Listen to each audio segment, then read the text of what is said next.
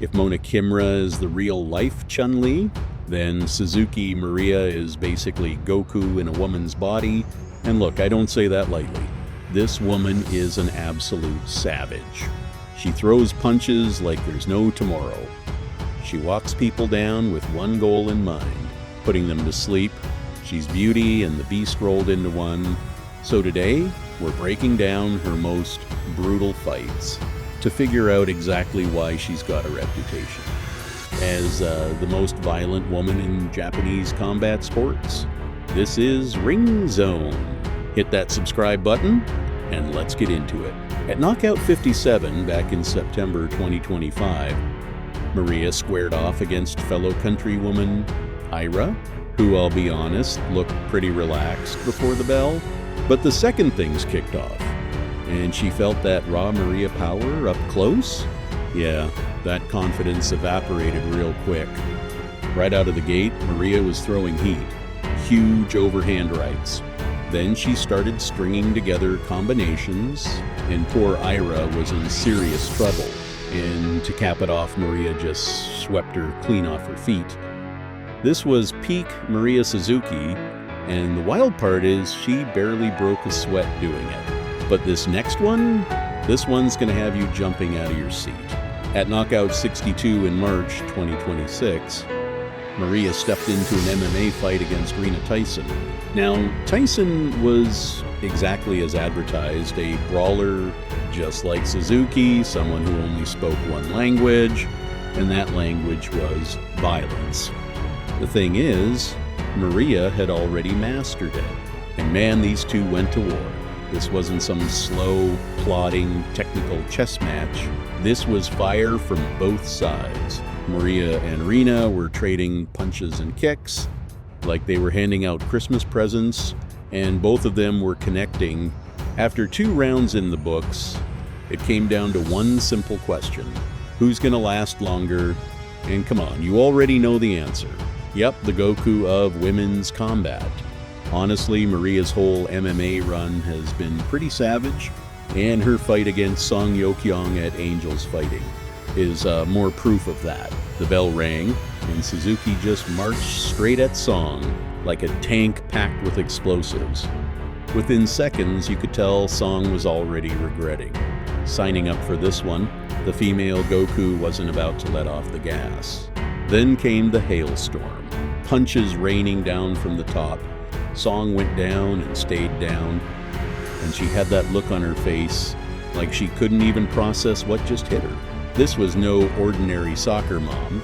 This was Japan's most violent woman. And this next kickboxing bout really drives home why she's earned that title.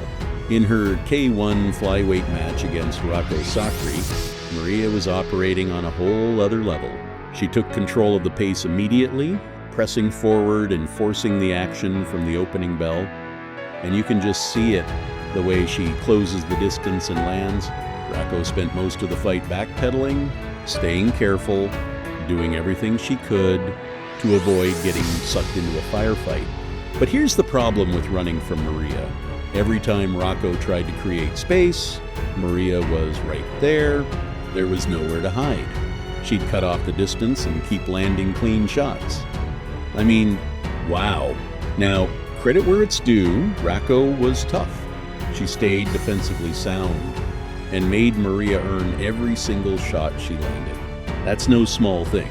But while Rako was in survival mode, just trying to minimize the damage, Mariya was the one calling the shots and landing the cleaner, more effective stuff. Round after round, the pressure never let up. And by the final bell, Suzuki had clearly done more than enough.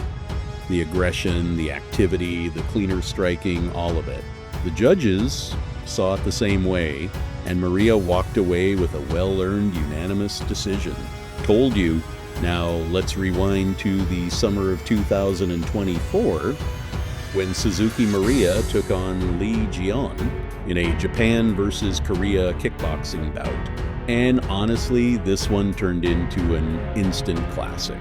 From the very first round, Lee decided she wasn't backing down. She met aggression with aggression, standing her ground and firing right back. Every time Mariya stepped in, these two just traded leather all night long, and it made for some genuinely electric exchanges. The crowd was eating it up. Mariya kept pushing the pace, hunting for openings, but Lee had answers. She refused to be bullied, refused to be intimidated. Every time Suzuki landed something clean, Lee came right back with her own. It turned into a real dogfight. And by the end, Lee had done just enough to squeak out the decision. But make no mistake, Suzuki left it all in there too. This was a fight and a half. Here's the thing about Mariya Suzuki. She might not have the most dominant record in the sport, but she's got something a lot of technically gifted fighters never figure out. She knows how to entertain. Every time she steps through those ropes, fans know there's a real good chance they're about to watch a war. Win or lose, Mariya almost never takes a step back. She'd rather plant her feet in the center of the ring and trade with anybody brave enough to meet her there. And that, right there, is why people love her. She's not just a pretty face. She's a fighter willing to walk through fire to put on a show. And like these fights proved, once the action starts, she gets downright brutal.